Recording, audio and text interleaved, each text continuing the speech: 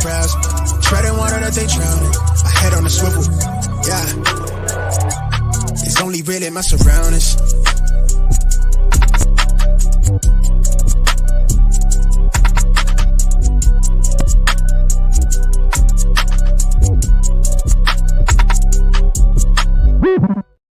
Hello and welcome to episode 204 of the Smash Accept podcast.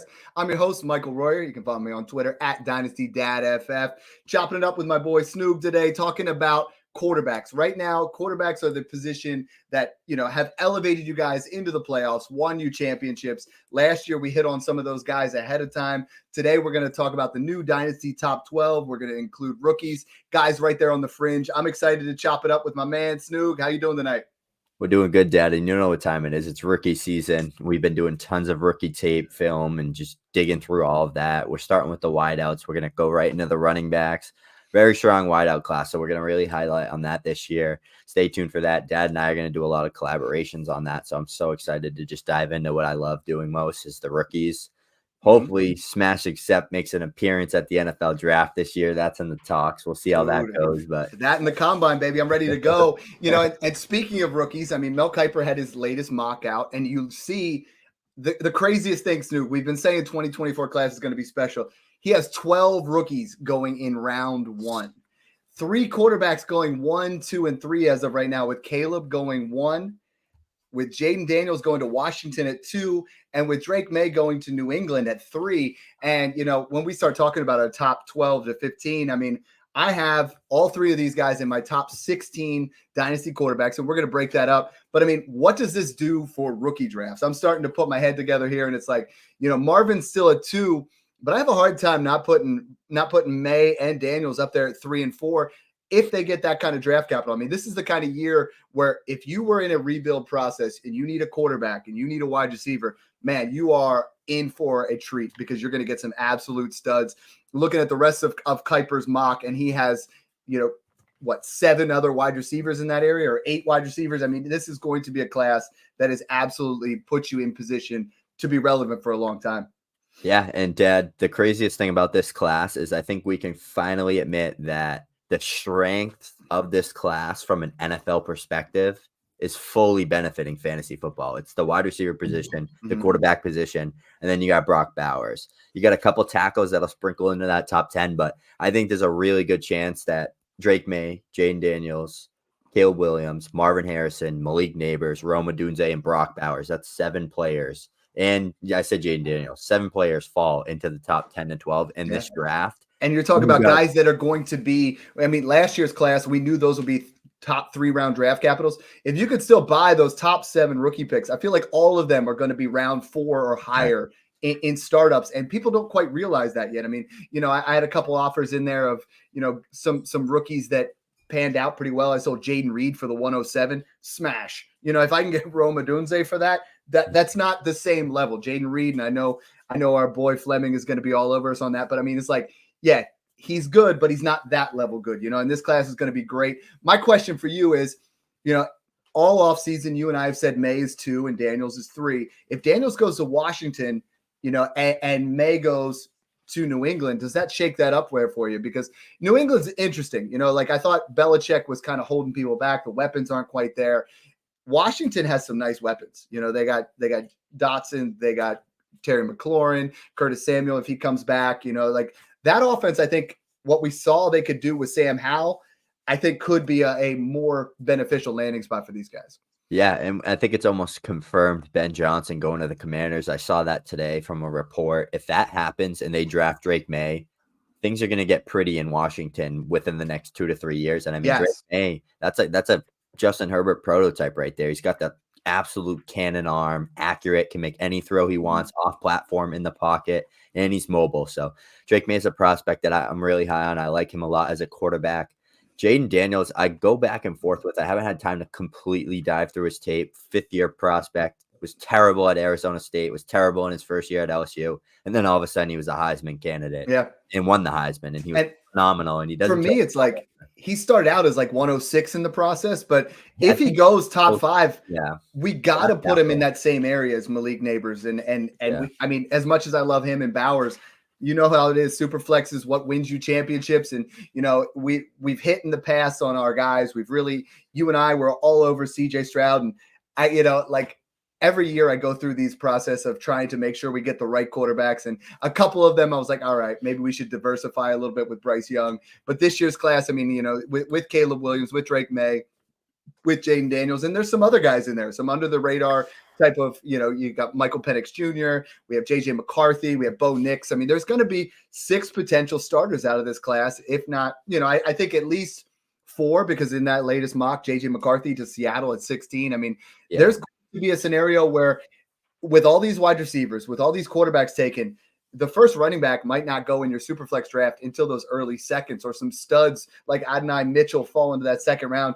What I'm telling everybody to do right now, based off the fact that we just saw a mock with 12 guys in the first, is buy your seconds, right? Mm-hmm. Buy seconds, because we know people are just going to fall back, because somebody's going to fall in love with Trey Benson. Somebody's going to fall in love with one of these running backs. It's maybe even 2, maybe even 3, because not everybody listens to Smash Accept. They don't all realize that, you draft value over need. Because I have people already messaging me saying, hey, is this running back worth more than Troy Franklin? No, he's not. Don't even think about it. This class of wide receivers is great. And we'll keep going on that. I know we will, but I got to get into these quarterbacks right now. And I know we would talk rookies all day, but I want to hit on our new top 12. So in the top 12, I have now a tier 1 of 4 guys. And I know this is going to have a little bit of controversy before we get to the 4th one. The top 3 I have right now is Josh Allen, Jalen Hurts, and Patrick Mahomes. The 4th one that I have in my list, that I know you're a CJ Stroud guy at 4, I have moved Lamar Jackson up to 4 based off the season that he had as QB4. But let's start up at the top. For me, Josh Allen is the 101 in every Superflex draft for me. There is no debate for me. I'm not saying it's Jalen Hurts after the season he had. I'm not saying it's Patrick Mahomes. And yes, Jalen Hurts finished as the QB2 overall. It's not like he had a bad season. Patrick Mahomes struggled a little bit. Is Josh Allen your clear-cut 101? This is an area we have up until Caleb Williams. I see 9, 10, maybe 12 quarterbacks that I absolutely love. So in Superflex startups, I'm trying to move back. But for me, if I got to pick at 101, it's Josh Allen. Dad, we've had 4 full seasons since 2020. Josh Allen has finished QB1 in 3 out of 4 and QB2 in that 4th one. Yeah. He is the best fantasy football player I've ever seen. We saw what he did to the Chiefs. He did everything he can to win that game. I know a lot of people are blaming him on that last throw. That was the right read, that deep post concept right across the middle, 1 safety high. He got budged by the pass rush. That's why he flat-armed it so bad. If that was a clean pocket, he's striking that, and the Bills arguably win that game or send it to overtime if the Chiefs get the ball back, field goal, whatever. You can say whatever you want about it. But, Dad, Josh Allen, I'm looking at right now, 15 rushing touchdowns this year, and that's not changing because they have James Cook, who is not like a goal line bully. Josh Allen's their goal line bully. So I think that we're seeing Cam Newton prime on steroids playing the quarterback position, and he's locked in now. We're going to see the Bills I think they're going to finally start addressing building around him. And the best thing, he didn't even have an offensive coordinator for half the year this year, and he still was that good. So I think we haven't seen Josh Allen's ceiling yet. That's crazy to say. That's MVP the crazy part. Josh Allen's going to be crazy. 29 rushing touchdowns, 15 rushing touchdowns, 29 passing touchdowns, over 4,000 yards. This is you're right. It's Cam Newton on steroids as a better passer. It's just phenomenal. And I think there's no debate anymore of who that one is. The closest guy in my estimation, you got Allen. You got Allen. I still have Hurts too. And I got to tell you, most people are going to say Mahomes. And the biggest blowback I've been getting on Twitter is everybody's like, yo, Dad, but what about the tush push? What if they get rid of it? I was like, okay, cool. So in 23, with the tush push, he was QB2 overall, and in proper formats, he's right in that area. So you're like, okay, it was a great season. In 2022, they introduced the tush push in week 1 versus Detroit. He was QB2. No argument there. He was phenomenal. So everybody's like, yeah, but what about 2021? Oh, he was QB6 and he was still ascending, right? This was that area where he didn't have the same amount of weapons. In his rookie season, in his final 3 games, he was QB8. I think we have a scenario where Jalen Hurts is falling in startups. I've seen people take him behind Stroud. I've seen people take him behind Joe Burrow. And I'm just like, this is an area where he was injured this year. He had issues with the shoulder. He had issues with his knee. I think Jalen Hurts is a buy right now because people are starting to panic for some reason. And I can't fathom why. Like I understand Jason Kelsey retired. And I understand that is going to be a blow. But at the same time, there is more room for, him to rush in a different way like he did in 2021. I know he has knee surgery, but I'm all in still on Jalen Hurts. I feel like everybody's trying to get off that bandwagon, and I don't quite understand it. I mean, Jalen Hurts has a firepower offense. Like he can just sling the ball to Goddard, Devontae Smith, AJ Brown, elite offensive line. Do they bring Swift back? I don't know. The issue there was the offensive coordinator. I don't know what Brian Johnson was. I don't know what gone. He was calling. He's going to be gone for sure. He loved wide receiver screens and tight end screens and running QB draws, back-to-back plays. Like he took Jalen Hurts' progression to MVP caliber play down. Absolutely. We wanted to go up. He should have won the MVP this year, and the Eagles should have been this favorite to win the Super Bowl. Brian Johnson failed that. I mean, Shane Steichen's a mastermind offensively. They need to figure out a way to get someone in that Philly offense that can bring back 2022 Jalen Hurts and the Eagles, because Smith's not going anywhere for at least 2 more years. Goddard's not going anywhere. AJ Brown's locked in. That offense isn't going anywhere. Yeah, they're going to probably lose Jason Kelsey, but they still have an elite offensive line. 3 out of the 5 linemen on that team are Pro Bowl caliber. So, I mean, that's not going anywhere. They have draft capital. They have their first. They have tons of picks. They just need to build up that defense again. They're going to go through a little retool there. But even if the defense sucks, like that's fantasy points because Jalen Hurts might be playing from behind or playing in more shootouts. I know we are kind of seeing a lot of Dak struggling at the beginning of the year because the defense was just carrying and they were blowing teams out and just not throwing the ball. But when the defense is bad, it honestly benefits the quarterback from a fantasy football perspective because they got to throw the ball more. So, yeah, and I think we have an area where, you look at his yards per carry. I mean, it's still up around 5. He had 605 rushing yards, 15 touchdowns, just like Josh Allen. And you look at what he did in the past, even when you flip back, he was more of a, more closer to Lamar Jackson rushing style as opposed to this year. It just seemed very calculated. Like he wasn't trying to get hurt. And like that was a major concern for that offense. Moving on to QB3, and you could have these QB2, QB3, however you want. I definitely got some blowback on Twitter from that, but it's Patrick Mahomes. I mean, we're seeing we're seeing what he's capable of doing, like he did against Buffalo. He did not have it going on most of the year. Rashee Rice started to ascend. Travis Kelce played really well there in the playoffs. Looks like they're, looking to draft another wide receiver. And I think Patrick Mahomes is Patrick Mahomes. So there's no real debate there. We don't need to talk about him a lot. But for me, my 4 is Lamar Jackson. Lamar Jackson this year, right now, as the QB3, 0.1 behind Jalen Hurts. The issue we had where he fell to QB7, QB8, when you and I were drafting in Smash 9, he fell to QB, I think 11, is people were worried about the contract, people were worried about the offense. What did he do, man, when Mark Andrews, we talk about these guys, right, that when they lose their weapons, they can't perform. Lamar Jackson, after he lost Mark Andrews, just went absolutely berserk. Like he carried the team like we haven't seen anybody else do. It was very, very Josh Allen-like. Josh Allen over that time from 12 to 16 was the QB1 and Lamar was QB2. I mean, you look at what he did over that time.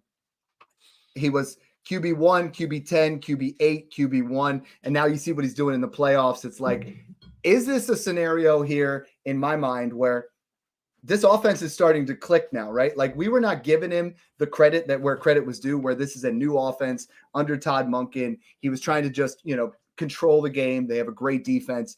He has really taken over since week 10 as the QB2. I'm all in on Lamar Jackson again. Should I be? Yeah, I mean, you have every reason to be, right? Like Flowers ascending. They're probably going to add another weapon there in the receiving core from the draft or free agency. We have a great free agency coming up.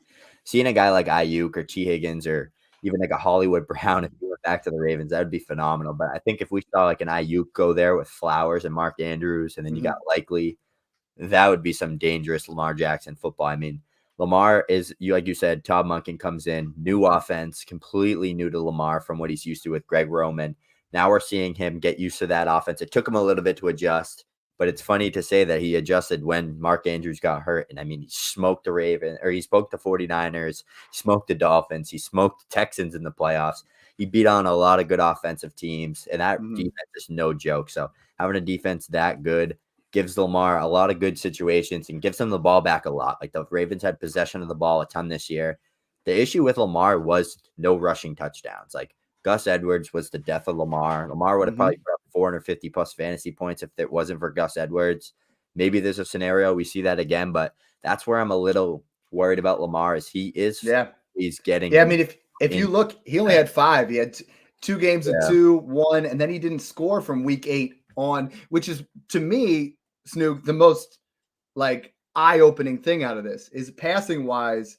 He was the QB2 overall from week 10 on. And it wasn't, he was rushing for yards. He had that floor, but it was passing. I mean, you see what he's able to do through the air. I mean, it was 2 touchdowns, 3 touchdowns, 1, 2, 5, he was getting it done through the air and being super consistent.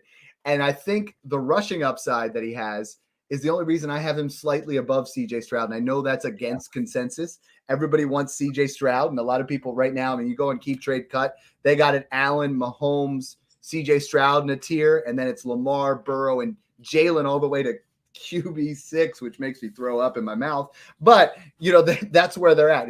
So sell me on CJ Stroud over Lamar Jackson. I get that he's 22, Lamar's 27. If you're drafting right now, and this is what I've been telling everybody, if I'm drafting, I'm taking Stroud over Lamar. If I'm in a championship mode, I'm taking Lamar over Stroud. And in Smash Except One, Adam Armour and I traded pretty much Stroud straight up for Lamar Jackson for the playoff run and won that championship because of that. Now, we probably would have rocked with him if he wasn't injured, but sell me on Stroud over Lamar, start up, and then sell me on him over your contending teams.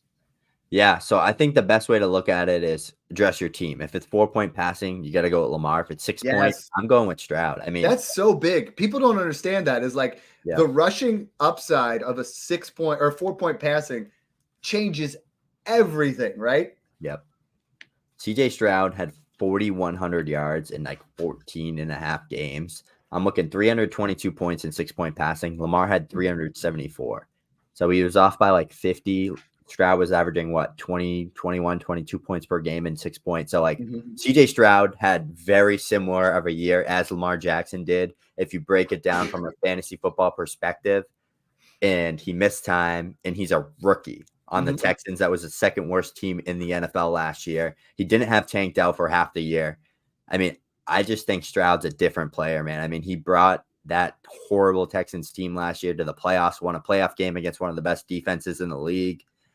A red-hot Browns team. I mean, yeah, you could say Flacco, whatever. Very well coached, elite defense. They can run the ball well. They can pass the ball well. They beat them. They smoked them.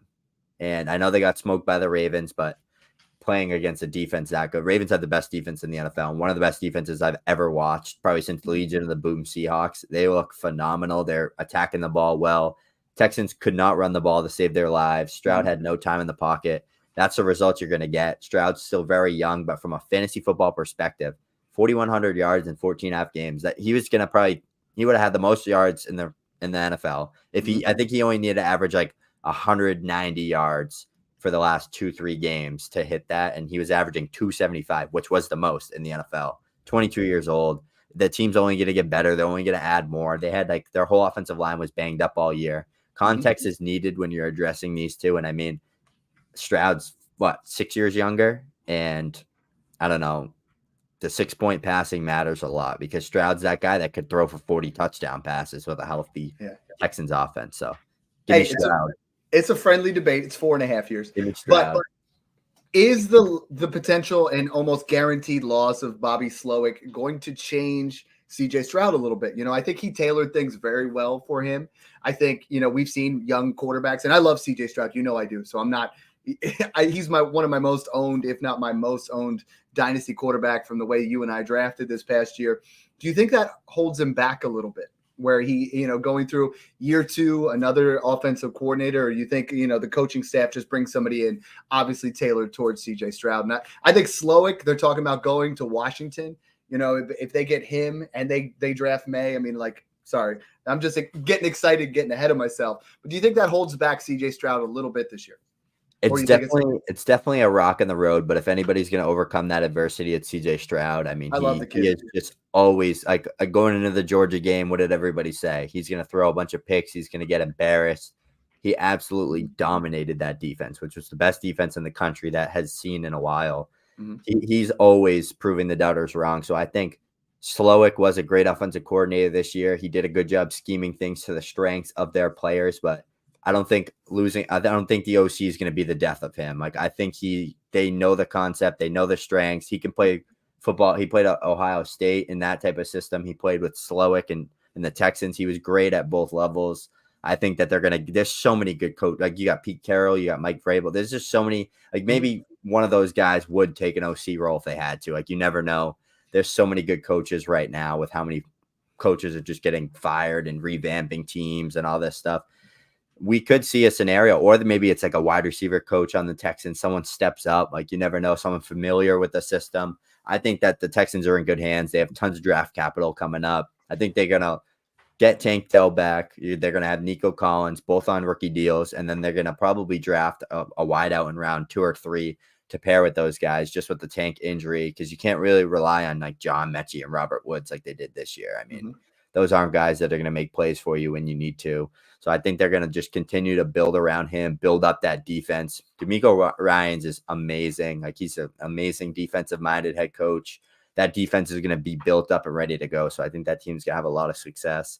But losing Slowick, I mean, it's not a positive, but I don't think it's the end of the world. Yeah. I want to talk a little bit about tearing down now. People ask this all the time. Hey, I have Patrick Mahomes. What should I do to try to, change my roster up? I'm about to enter into a rebuild or move into a certain area. Or if I'm in a startup and I want to move from 103 to like 106, 107. So I got a question for you is, if you got Patrick Mahomes, who averages 18.4 fantasy points this year, and someone offers you Justin Herbert and the 104, who averaged the exact same amount of fantasy points right there with him. If they offer you Justin Herbert in the 104, are you smashing that? Yeah. Where is that line? Because everybody's asking me. They say, hey, Dad, I'm about to start my rebuild. I have Patrick Mahomes. I don't want to sell him for, you say he's worth 3.5 to 4 first. I don't want to sell him for random first. So I keep saying, you know what? Try to get Stroud in a first, probably not happening at this point, but go down to Herbert, go down to Burrow, go down even in some cases to Lamar, get yourself an early to mid first. Where's that line for you with those guys? I know you have Burrow. I have Burrow at 6 and Herbert 7. You have them at 5 and 6. So what's that line to move from Mahomes or Jalen Hurts? Because I know I'm pumping up Jalen Hurts. I'm talking about Patrick Mahomes. Ultimately, that's your choice. If you want to tear down, what would that pick be in this class to move off of Jalen Hurts or Patrick Mahomes to Herbert or Burrow? I have Mahomes in a clear tier 1 with Josh Allen. I think they're just the 2 best quarterbacks in football by a mile, and I think they have such high potential in fantasy football that I don't think anybody can touch them. Maybe like one year they can, but like consistently, I don't think there's a player that can get to that level. It's literally a massive tier, and we're splitting hairs here with Stroud, Hurts, Burrow, Herbert, and Lamar Jackson. Those guys are just also close for me. I think it depends how I feel when I wake up in the morning, but I think to go to Mahomes or Allen, I'm going to need a first on top of any of those guys. Yeah. Whether for Allen, probably like a mid, for Mahomes, probably like a mid to late. Yeah. What I'm advocating is that next tier down, and I'm saying, you know what? If you're going into a rebuild mode, like I love Burrow and I love Herbert. Both of them, I think are going into what they're going to be. Burrow's going to be 27. Burrow is 27. 25. Herbert's going to be 26 once the season starts. I'm telling people, you know what? Go after, let's tear down and get some plus. Let's go down to Anthony Richardson, who's still 21 years old. Let's go down to Kyler Murray, who's going to be, in my mind, if he gets Marvin Harrison Jr., I mean, they have a top. He's still 21. They have a top 4 pick. Yeah, Anthony Richardson is 21.7. Once the season rolls around, he's just going to be turning 22 years old. And he's super young. And we saw QB2, QB4 in his games. I think you can go from Mahomes to Anthony Richardson in 2 firsts. I think you can go down to Kyler Murray in 2 firsts. And I don't think that's going to last long, when we're talking about moving your way down that way, if it's a rebuild. I think those are the guys. For me, it's like tier 1 is Allen Hurts, Mahomes, Jackson. Tier 2, I have Stroud, Burrow, and Herbert. But then I talk about tier 3. Right now, it's Anthony Richardson and Caleb Williams. Just for sheer value, you have the 101. I think both of those guys are there. But then I labeled tier 4 as like the up-and-coming risers, like the guys that you got to get. And that's Kyler Murray, Jordan Love, Drake May. So, like, we're in a great position here where they're absolute stud quarterbacks. Moving to Anthony Richardson, how bullish should we be? I mean, in the rookie draft season, he was going above Stroud. There were a lot of situations. I know you did the same thing. As soon as Richardson went down, you got Stroud plus for Richardson. Now we're in a situation where you can get Richardson plus for Stroud. You can get Richardson in these areas where, man, like the upside of Anthony Richardson is Josh Allen. Like, honestly, it's Cam Newton plus. It's absolutely electric with the legs, what he's going to be able to do. The downside is that's a little risky. We saw him get injured, 3 times in his rookie season, and that's the scare. But if you're in a rebuild, we're talking about taking as many shots as possible, getting as many lottery tickets in there, where if you're going to get that moves your pick to the 25-101 and you get Anthony Richardson and 104 to take Malik Neighbors and you get a 108 to go ahead and get, another wide receiver in there and give yourself multiple shots to really improve, because this class is going to have a lot of guys that go in that round 3, round 4 draft capital.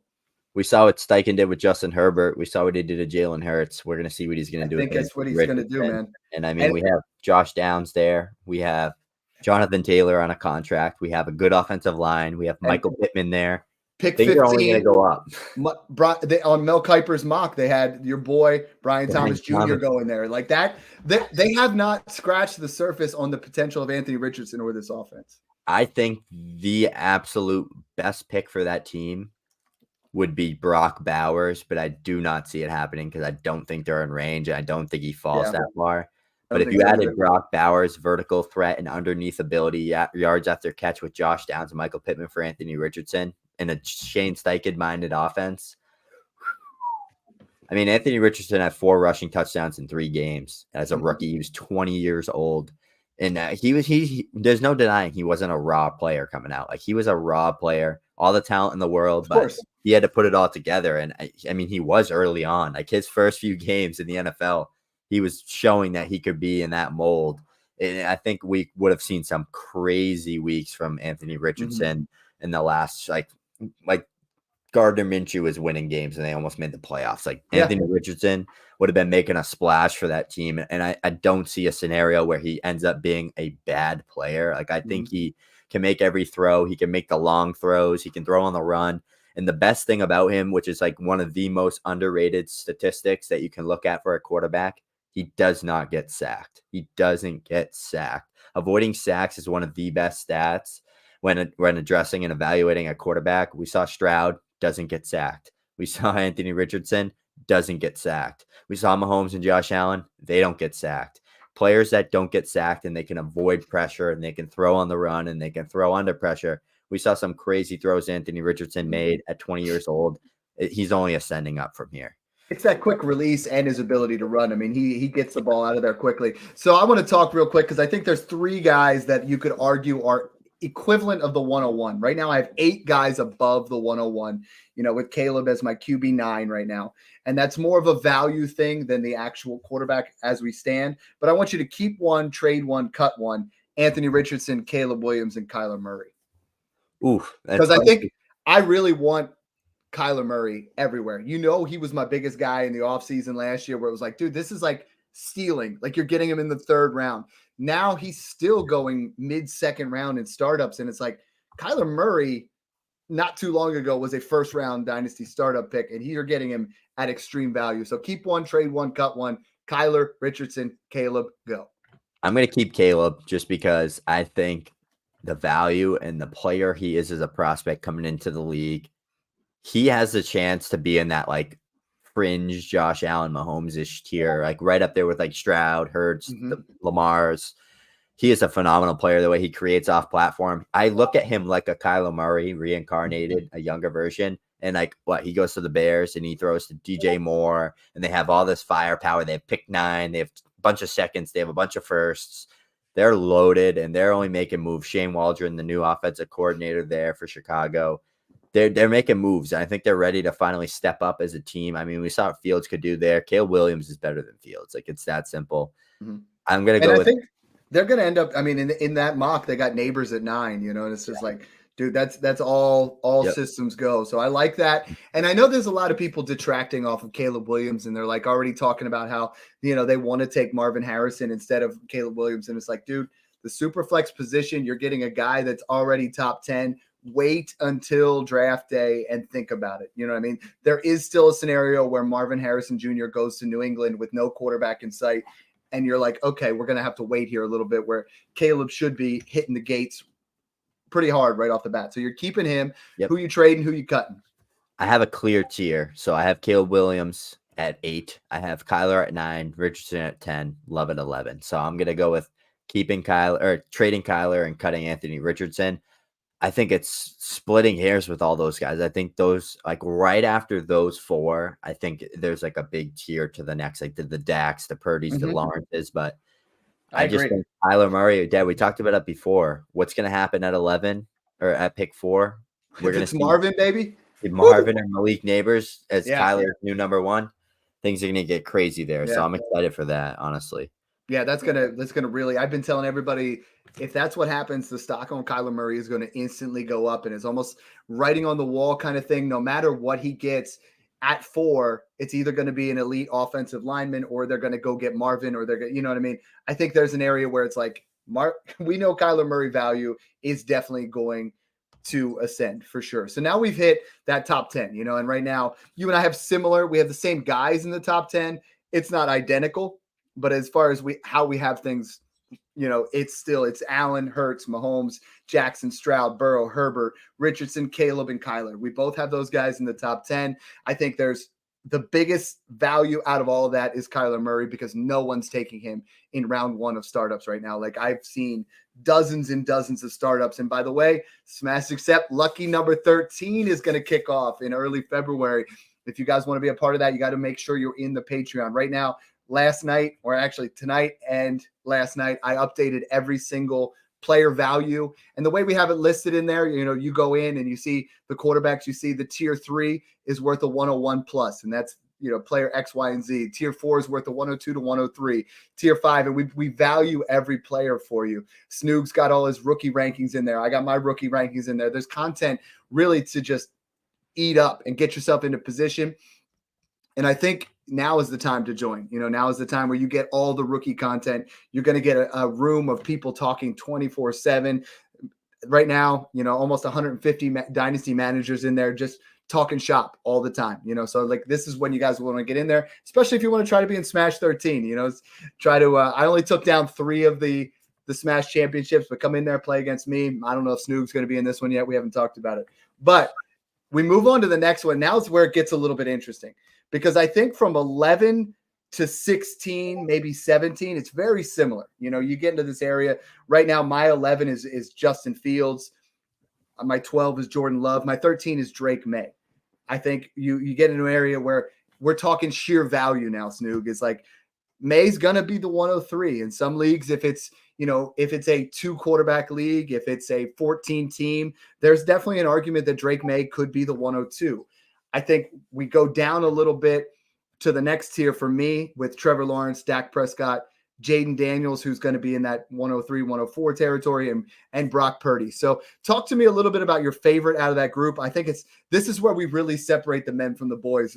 Jordan Love has gone from a round, I mean, it was insane where these guys were going a while ago. But we want to get you in a spot in rookie drafts. I mean, guys that were going in round 6 through 10 last year, you had Geno, Love, Russ, Purdy. We were advocating for you guys to take Jordan Love and Brock Purdy, and they were going, in rounds 9, rounds 12. We were going in that area. Now they've shot all the way up into the second round of startups. So if you got to pick one guy out of that group, who is it for you? Who's going to hit? I have Love in the tier above, but it would definitely be him. But just based off Dak Prescott, Purdy, May, Trevor Lawrence, Justin Fields, and Tua. Oh, that's so tough. I don't even put Tua in there. I don't even have Tua in my top 16. People are going to hate me, but what has he done? Yeah. Like, Honestly, I love the weapons, but what has Tua done other than Yeah, be he's a one of those. middling quarterback 2? He's like a worse version of what Purdy's done. Like Mhm. he's literally like Purdy, just not putting up the same numbers. Yeah. And you Um, know how I play it is like I want 2 top 10s, or I'm gonna go one top 10 and move myself all the way back to get Stafford, to get yeah, Cousins, to get a bunch of pluses. So this is where you really separate, like I said, you separate the men from the boys. It's Love, it's Dak, it's Purdy, it's Lawrence. It's either of the 2 rookie quarterbacks. I mean, talk to me about what kind of scenario you're going there. Who do you trust the most if you're a contender, and who do you think has the most value? I think it's gonna be Trevor Lawrence for me. And Okay. I go back and forth with him, and he was so disappointing this year. But It like, was if you gross. really break it down, he had some good games where he was like, okay, here's the Trevor Lawrence that we saw in 2022. Mhm. I think his issue was the offensive line was horrible. They couldn't run the ball because of it. He couldn't really have a lot of time to set and throw, which he's used to in the pocket. Dad, I don't Mhm. know about you, but if you've watched Trevor Lawrence, he has an incredible mobility to his game that he doesn't use for some reason, Mhm. where he could be like in that Josh Allen type, not as like physically dominant, but he has wheels when he takes off. We need to see more of that. And I think if he brings that more out in his game, then we're going to see a new level of Trevor Lawrence falling into that top 8 to 7-ish. Mhm. I think if anyone's going to jump into that next tier with like Caleb, Kyler, even jumping again into the Lamar, Justin Herbert tier, it's going to be Trevor Lawrence with more weapons, more. They're going to have a decent draft this year. Hopefully, they miss playoffs, picks better. I think they have pick 7. We're seeing Brian Thomas get Mhm. mocked there.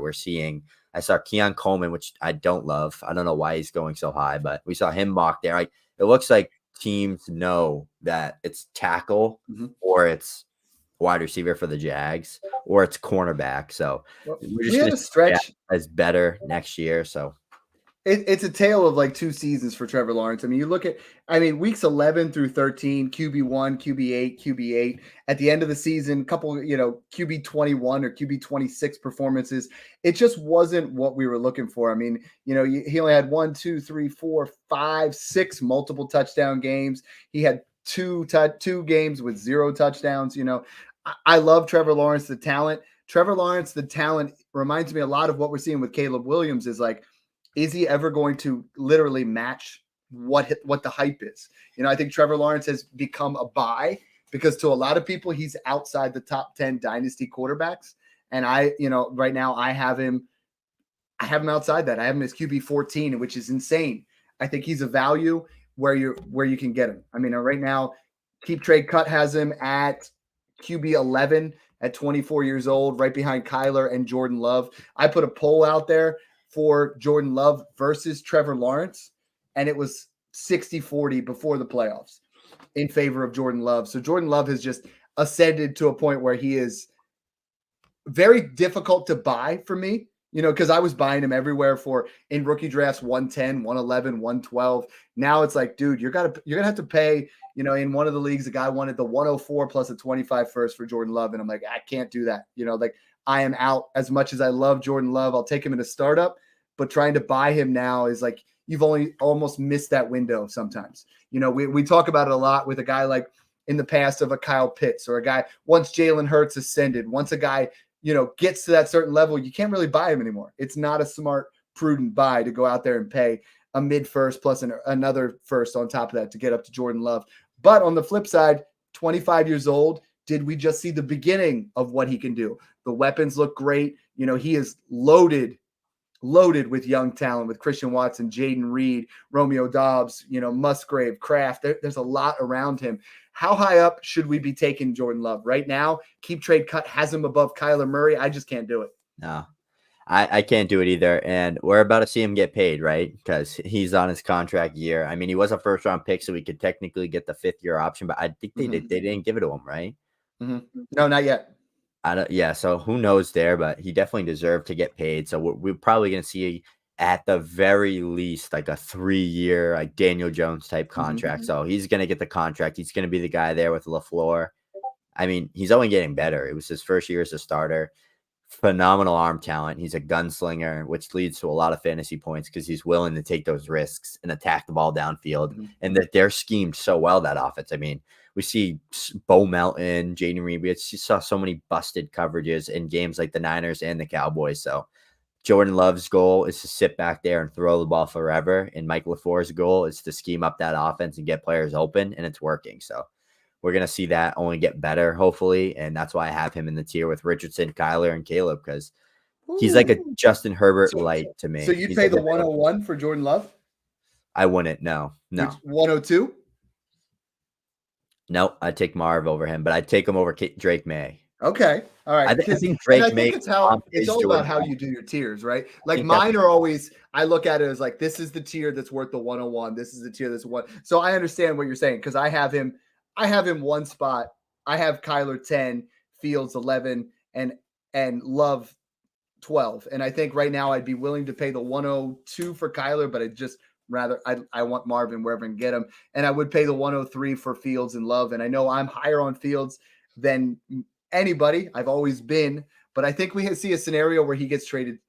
I think he's going to go to Atlanta. I think he's going to go to Pittsburgh. Yeah, I think he's going to go somewhere that, Chicago wants Caleb Williams. They're going to get rid of Justin Fields. And I think we see an area where, very similarly to, them getting that extra weapon.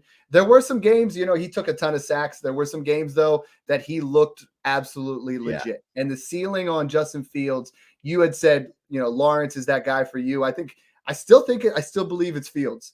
I think we saw some monster games from him where he was, down the stretch, QB8, QB3, QB4, QB3. Once he came back from injury and the pressure was off, it's like, dude, just go play football. You know what I mean? Like, yeah. I think Justin Fields, we see a career year from him this year. And he's going third round startup right now. He has fallen to like 208 to 303. And I think it's a similar situation to what we saw with Kyler Murray of like, there's some uncertainty there. So I think people really try to avoid that in round 2. Let's play a little keep, trade, cut. You ready? Yep. All right.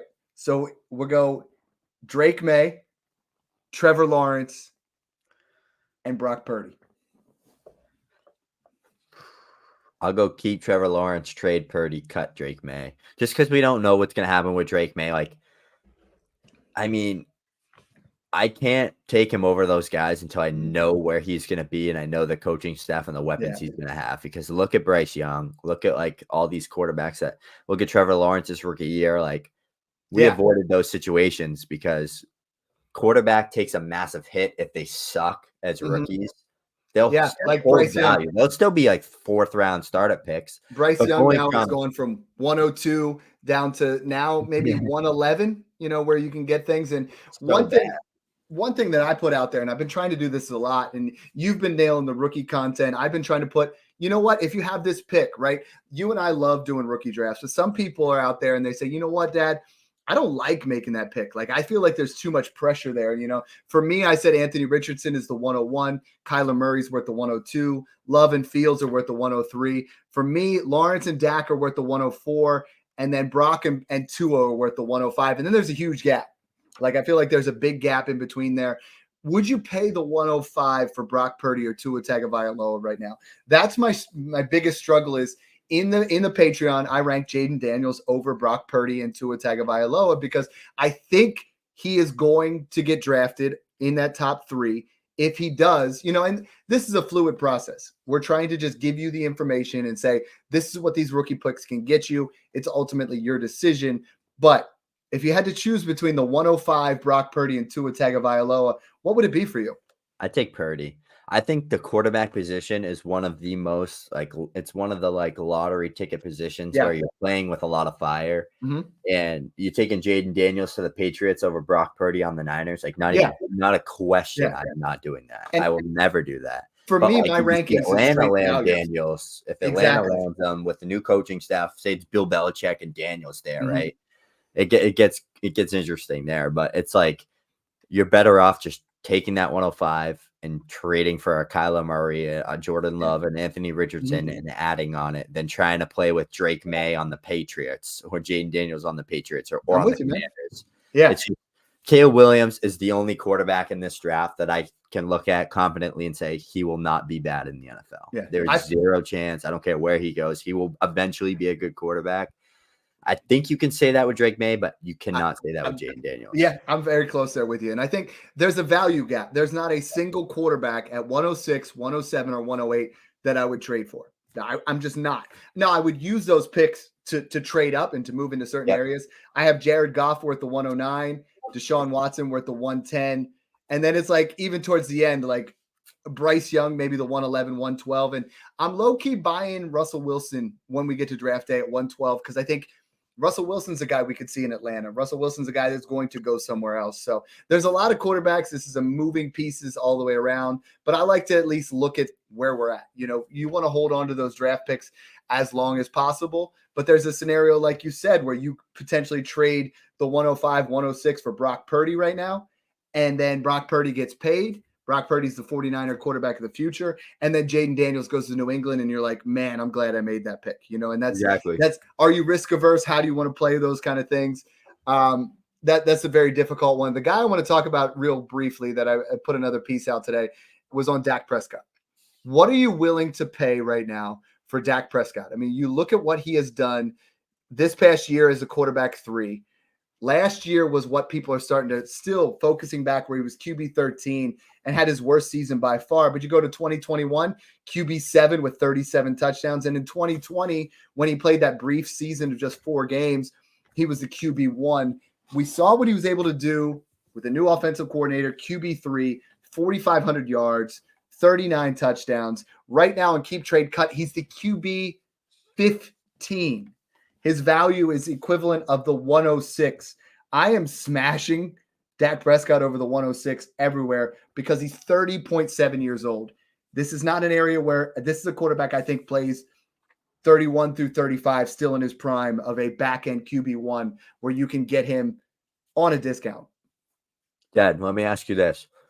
If we knew that at worst, Dak Prescott from now until 35 years old, so 5 years, Kirk Cousins' age before he tore his Achilles. Yeah. We knew he would give us Kirk Cousins numbers through those 5 years. You paying that? Because I am. Absolutely. That's QB numbers for 5 years. How many years did we say that for Kirk Cousins was worth a late first? And I think that's a great point because Dak Prescott is almost in a lot of people's eyes like the new Kirk Cousins but I mean, he finished QB 3. Like there's no arguing that. So at 30 years old, why the heck are we valuing him all the way at QB 15 below Tua Tagovailoa, below Trevor Lawrence, below Justin Fields? I mean, like people have him really far down there, and the points that he put up, I don't care about your age. If you're 26 or 30, it doesn't matter. You're going to make trades. You're going to make things happen. Mm-hmm. There's so much mentality of guys thinking they're going to have quarterbacks for 10 years. If you're doing that, you're not winning in Dynasty anyways. Like, honestly, you're just sitting there with one quarterback and coming in 5th place every year.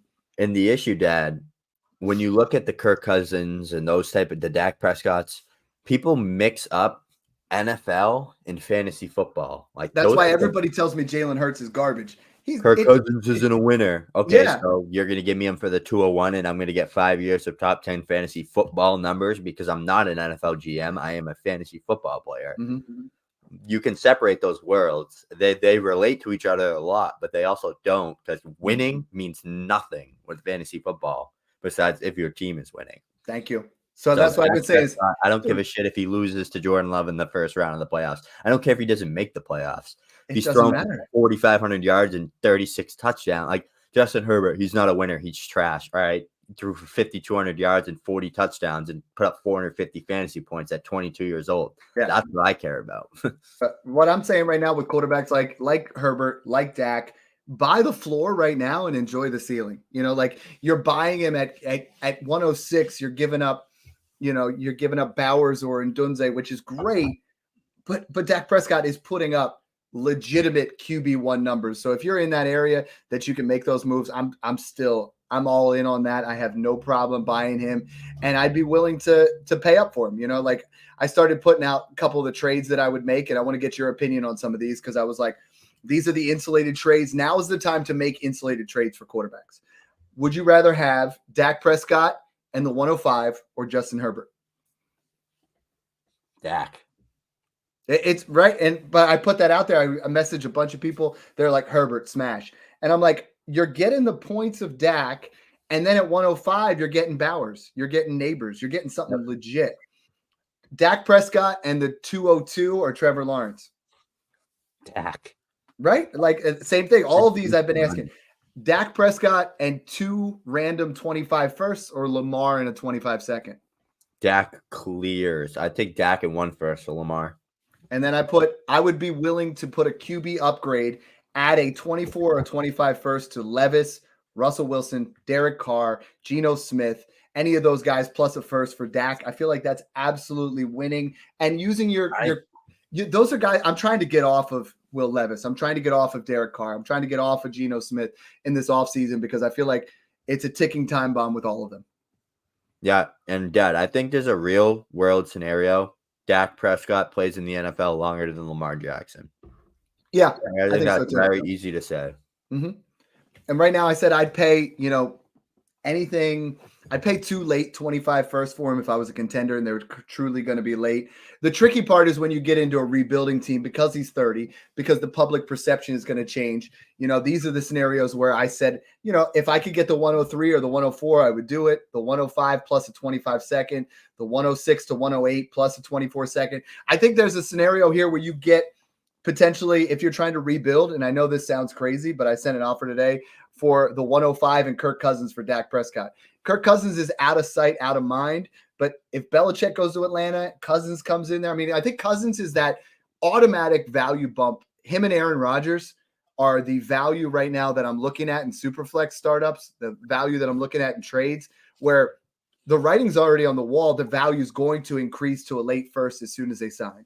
As soon as they get a contract, or not sign, but Aaron Rodgers comes back and we know he's healthy. As soon as, Cousins comes back and we know he's healthy, both those guys I think are going to automatically increase in value. And I think that's the way you make insulated trades and win is all off season last year, it was Brock Purdy and Love plus a first coming off. I mean, one of them, I got Love and a first for Trevor Lawrence. That's how winning is done. That's what we trade. That's what we preach all the time at Smash Accept is look at that trade now. Jordan Love's worth more than Trevor Lawrence. That first is free. You get into those scenarios when you believe in a guy. The one that I'm really struggling with to buy, and I feel like has the biggest potential to gain in value, are 2 guys is Bryce Young and Deshaun Watson. And yeah. I think they've become such a buy. Someone today told me when I posted my combined 23 and 24 ranks that they'd rather have Bo Nix than Bryce Young. And I said, right. I said, come on. Like, why? They're like, because he's trash. I understand the season was completely ugly. It's why we talk about draft capital mattering so much. It's why we talk about landing spot and coaching mattering. And he went to an oasis, right? No weapons, poor coaching, pretty rough offensive line play. But there's a scenario here where Bryce Young has a huge opportunity to bounce back in value. And Deshaun Watson, I mean, honestly, what we saw from Joe Flacco, maybe Deshaun Watson cracks a little bit more into that. And both these guys, I feel like are buys because nobody wants them. The next 3 guys after the top 15 that we've been or top 16, 17-ish with Jaden Daniels and Drake May and Caleb toss into there. It's Watson, Goff, and Bryce Young, and it's here. And I think, oh yeah, Watson, Goff, I'm buying. But why is Goff so cheap? I don't understand. I bought it for the 109. Goff and Stafford, I'm buying everywhere. Yeah, that's like the interesting part. There is like those guys are just, especially Goff because he's that much younger. I mean, Stafford's a great buy anywhere. For an early to mid second. I'll take Stafford everywhere, but Goff is not going anywhere. Especially if they lose this game, he's going to be there. If they lose or win this game, Goff is going to be there for another at least like 2 to 3 years. I think so too. So this is fun talking about quarterbacks. I think we get into an area where there's going to be a lot of shuffling in the middle. As I was doing my ranks today, I feel like 1 through 10 is pretty cut and dry. When we see what happens with Fields, when we see where May lands, where we see where Daniels lands, Brock gets the contract, like Trevor Lawrence gets some weapons. I think there's going to be some shuffling in that area.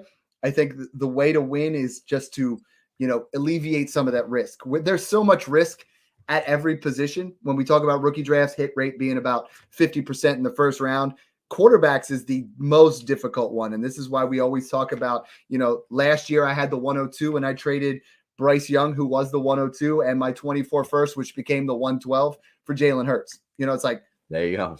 during rookie fever, people want those kind of moves. They want those young, unknown quarterbacks because they can become CJ Stroud. But on the flip side, they can also become Bryce Young. So if you guys have any questions on quarterbacks, make sure you guys reach out. You can find me at Dynasty Dad FF. You can find Snoog at FF Snoog. So much going on in the Patreon, so much fun stuff and content. Snoog is killing it with the rookies. So if you guys aren't following him, like, he's criminally underfollowed on Twitter. Make sure you guys hit him up. What do you got working on? I know you got some things under the belt that are just, ready to come out. Yeah, yesterday was Adonai Mitchell Day. Today was Brian Thomas Day. As you can see, I've been posted. I think I posted like 15 Adonai Mitchell highlight clips and 15 of Brian Thomas. Tomorrow's Xavier Worthy Day. And then the next day is going to be probably Rome Odunze Day and Troy Franklin Day. And we're going to go all the way up until Marv. I'm taking kind of like my top 7, like best, like clear tier of guys doing that. Then I'm going to probably do like my 8 through 10 and do the same thing I'm doing, just highlighting all the film that I found with my analysis on it. And then it's going to get fun. I'm going to really highlight the quarterbacks and wideouts in this class until we really see combine numbers and draft capital with the running backs. I mean, I got a group of like 5 to 6 to 7 guys that I like. Shout out JC Dynasty, by the way, a good guy in the space, excellent with the rookies. I've been talking to him a ton lately. Whenever the rookie season rolls around, we talk all the time about it, but he highlighted a great point. This running back class, there's no Jahmyr Gibbs, there's no Achane, there's no Bijan Robinson, but there is Kendre Millers, Zach Charbonnets, Tajay Spears.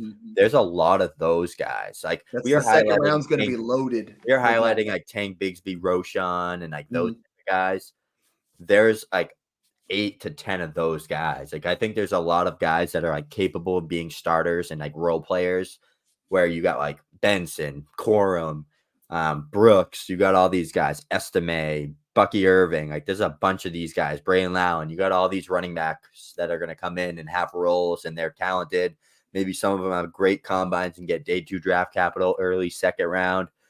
I don't know, but it's going to get fun. I'm highlighting wide receivers right now. I'll jump into the quarterbacks as well. And we're just going to take this the fun way. We're going to do prospect threads. We're going to do film analysis. We're going to do rankings, all that good stuff. And look out for me and Dad just collaborating on a lot of stuff, because we seem to be in sync during the rookie season. So we're going to be doing a lot of podding on the rookies, rankings on the rookies, and talking about the rookies. So I'm excited.